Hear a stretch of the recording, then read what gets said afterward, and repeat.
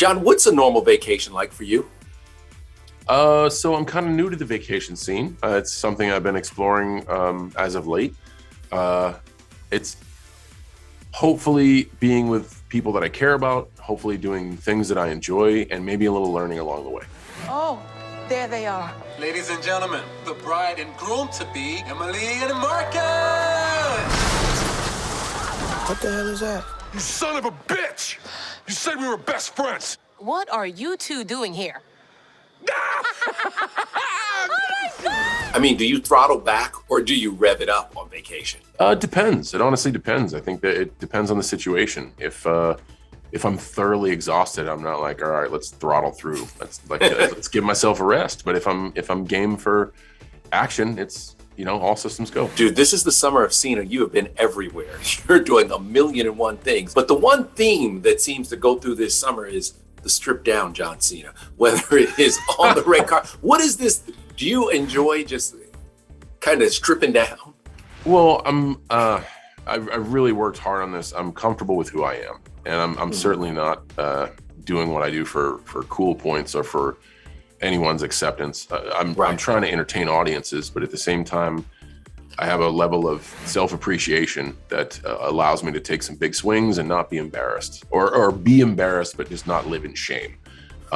So that makes those moments okay, I guess, So there's no psyching yourself up for those moments when you're like, I'm gonna put on these tights. And no, trust me, I'm a human being, dude. When my clothes are off, that's what I'm saying. I'm looking at myself going, God, man. But then I always have to take a second and be just, hey, this is how you were made.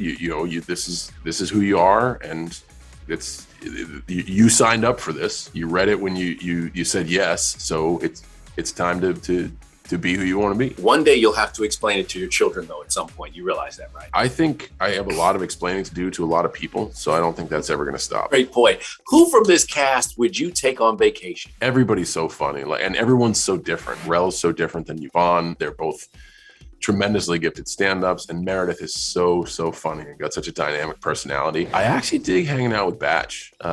King Batch is like we had some really cool conversations offset. I'd like to really see what his life is like. He lives a very interesting presence, having developed comedy on social media platforms and stuff like that, and that kind of really interests me. So it's not something I know a lot about, and I want to learn more. So I think maybe him. Yeah, how much of his life is real, and how much of it is social media, right? But then again, like here I am, a WWE performer. When you're a character on TV with my own name, so it's we kind of run parallels. Like, how much of it is real?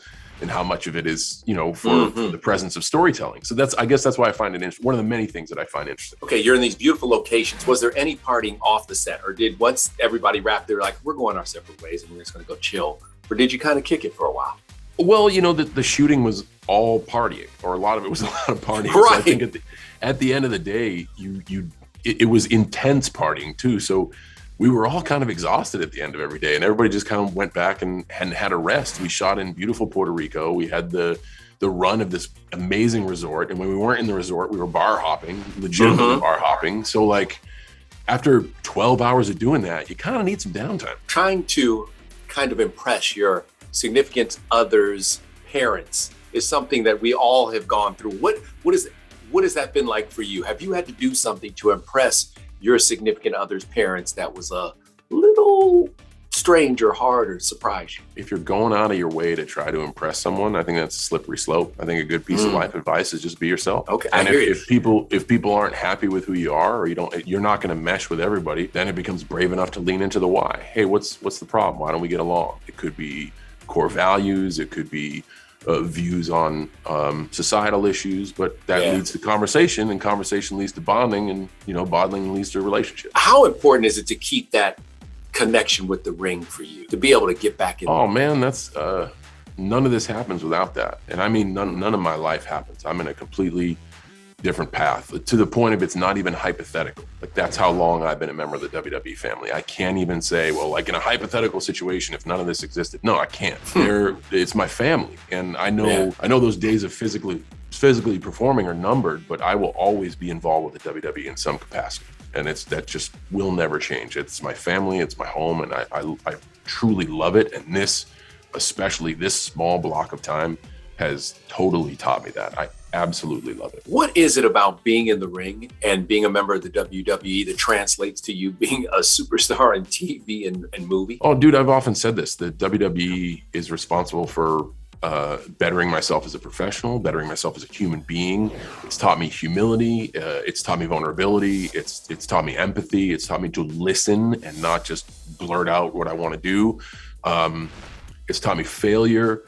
So much taught me success, excitement, intensity, like you name it. It's responsible for so much. And one of these days, hopefully in the right form, I'll be able to thank the participants, the crew, the audience for all they've given me in life, just in life in general. It's just, I'm eternally indebted. Is there one person out there you want to get in the ring with? The one person? Right in front of me, Roman Reigns for SummerSlam. And the cool thing is you're gonna find out why on SmackDown. I think people aren't ready for what SummerSlam means, especially to me. And I know Roman Reigns isn't ready to hear it. So I'm really surprised, or I'm really happy and that I get a chance to say why this match is very special for me. John, one of my favorite things about you is that you always come rocking the suit. Is it your business mentality or what is it? And who makes those suits? So I have no style, and a suit is easy.